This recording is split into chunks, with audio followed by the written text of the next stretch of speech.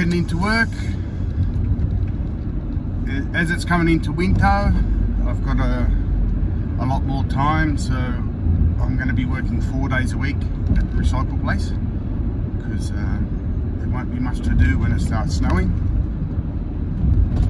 So I'm going to do a little bit more work at the recycle place. But anyway, heading into work, thought I might cover a topic, and don't know what to call this, don't even know if the word is right, but maybe salaryman paradox, something like that. And this is my take on the salaryman thing in Japan, and I think it has some connections to what happens in our culture as well. But you see a lot of stories, and if anyone's ever rode the metro out of Tokyo will know this situation quite well. Salarymen getting up early, going to work, doing their obligatory parties, coming home at 9 o'clock to their wife they never see, and then doing it all again, sort of living a bit of a life of misery as a salaryman in their suits. And I'd like to maybe talk about why this happens, which is more interesting than seeing a bunch of drunk salarymen on a train. And I think this stems from sort of the mentality that if you get married, you need a husband with a secure job, secure salary, in order to get married in Japan. It seems to be the pressure that families put on their kids, and there's sort of, when they're looking for their life partner, that's sort of what they look for. So if you're a young man, sort of in your last years of high school, looking to go into university, and you see all around in society that the men who get all the hot women and all the sexy wives, they're all salarymen working for medium to large corporations. That has a big influence on your decision making for your career. So a lot of them try to get these jobs. It's sort of a goal of young men in Japan to become a salaryman, even though they know just as much as everybody else that is observant that it's not exactly a great lifestyle. So you might bag the trophy wife, your middle management somewhere in a company after 10 years, you never get to see your wife, never get to see your children. You're working 5-6 days a week, getting up when it's dark, coming home when it's dark. It's not really an optimum lifestyle, but people do it in droves, and they're unhappy. A lot of them are unhappy doing it, but they keep doing it because this is what's expected. So even a lot of people in these miserable salaryman family situations just keep doing it, despite it affecting their health and mental health and family situation. And so that leads on to maybe a little bit of cheating, maybe by the wife or by the husband, because they're not really connected with their wives as much. So this is sort of the societal pressures that force people, sort of not force them, but it's a strong attraction to get these careers. And not only the salaryman positions, the government jobs as well. So if you look at things logically, a person that gets a salaryman position to have a steady stream of income, a secure job and things like that, it's not really a smart thing to do for them. If they like being a mechanic, they love cars, or they love fixing little engines or things like that. They may forgo that passion to become a salaryman. So is that really a smart person?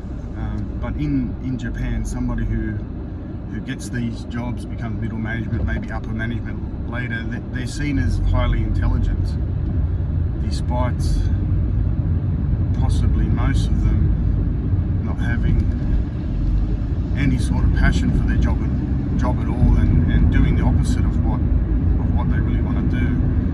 And for me, that seems like a stupid person, but it's seen as a highly intelligent, successful person that you'd want your daughter to marry. So this is sort of a paradox here, and I don't know, it may be sort of part of the reason why there are societal issues, but I think it happens in the West as well. If you look at a doctor or a lawyer, they normally have really above average wives, because wives see marrying a doctor as a smart decision.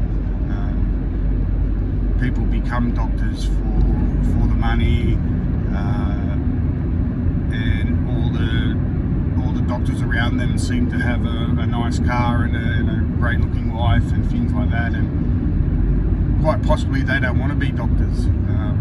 If you were to speak to a lot of them on a personal level, that maybe they wanted to be an artist or something else, but sort of that's how their life has gone. So if you had a daughter and you wanted her to marry, someone, would you really pick someone that's a doctor, that's never at home, is always on call, can be called out at any time, works long hours, never at home with the children, can't really relax because of their job, even on their off time, dealing with sick people 12, 14, 16 hours a day, dealing with death and trauma and things like this.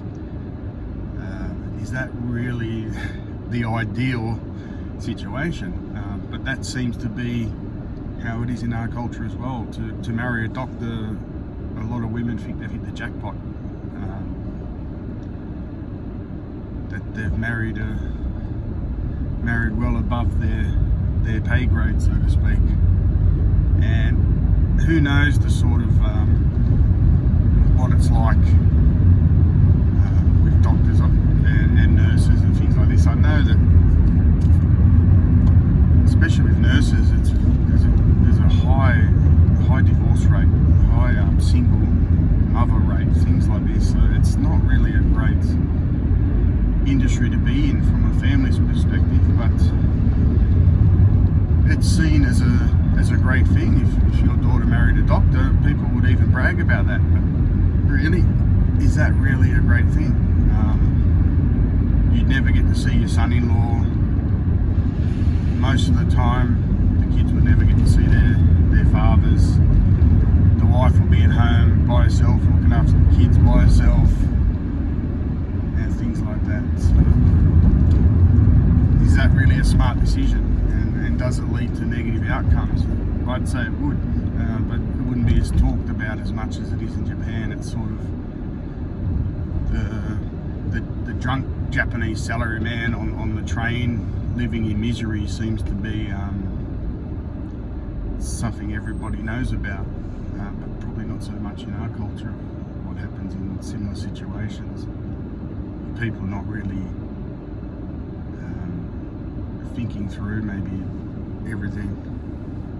But anyway, this is just my take. There's just so much pressure for people to marry someone with a steady job, good income, and even if they have no connection to their spouse, it sort of looked a little bit mathematically like, okay, he's got a great job, he looks clean cut, well mannered, and sort of that's all the boxes they sort of tick, or they're the main boxes that should be ticked. So that's just my take on it. I think the pressure for young people to go this direction is very strong in Japan.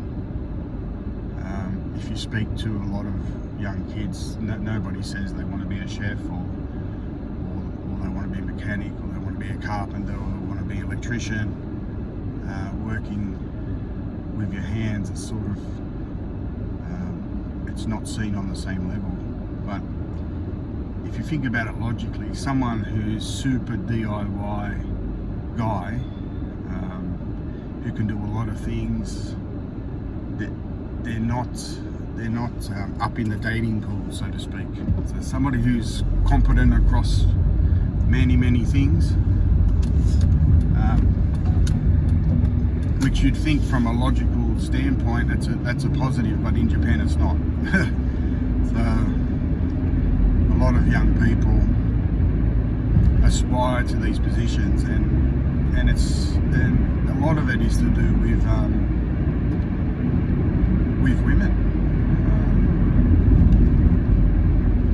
You've got a good job, somewhere, steady income, your dating pool expands massively, and you may land a hot trophy wife. So down the track, may not all be worth it, and it seems like it's not. If